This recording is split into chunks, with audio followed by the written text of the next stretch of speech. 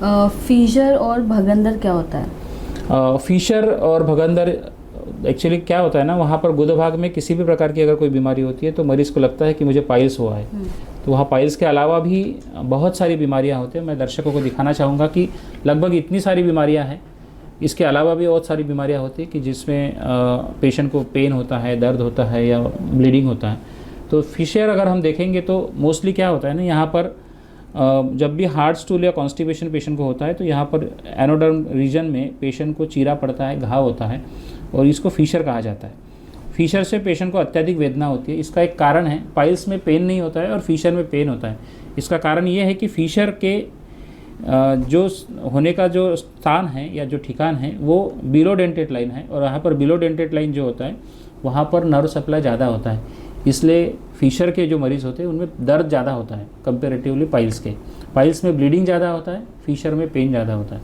तो ये फिशर है। फिशर कुछ दिन बाद अपने आप हील हो जाता है, तो ऐसे पेशेंट में क्रोनिक फिशर तैयार होता है। एक एक्यूट फिशर जो अभी तुरंत हुआ है, और जो क्रोनिक फिशर जो बार बार पेन होने के बाद वहाँ का फिशर हील होने से वहाँ पर एक पाइल्स भी, एक्सटर्नल पाइल्स बन जाता है, जिसको सेंटिनल पाइल्स कहते हैं। सेंटिनल का मतलब होता है कि छुपाना, सेंटिनल मीन्स टू हाइड, और वहाँ के घाव को छुपाने की नेचुरल शरीर की जो प्रवृत्ति होती है उसी को सेंटिनल पाइल्स कहा जाता है। तो फिशर में ये लक्षण होते हैं। अब यही स्थिति अगर कई दिनों तक निरंतर चलती रही, इसलिए मेरा हमेशा पेशेंट्स को कहना रहता है कि आपकी बीमारी को छुपाए नहीं, उसका तुरंत अपने डॉक्टर को दिखा के उपचार करें। क्योंकि क्या है, यही फिशर फिर फिस्टुला में कन्वर्ट हो जाता है।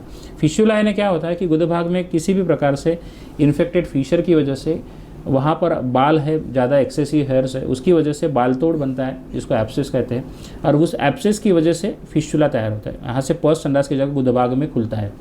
फिस्टुला में भी एक हाई एनल फिस्टुला और लो एनल फिस्टुला होता है। लो एनल फिस्टुला यानी वहाँ पर ही तुरंत खुलने वाला फिस्टुला होता है, और हाई एनल फिस्टुला यानी वह डेंटेड लाइन के ऊपर रेक्टम में खुलता है।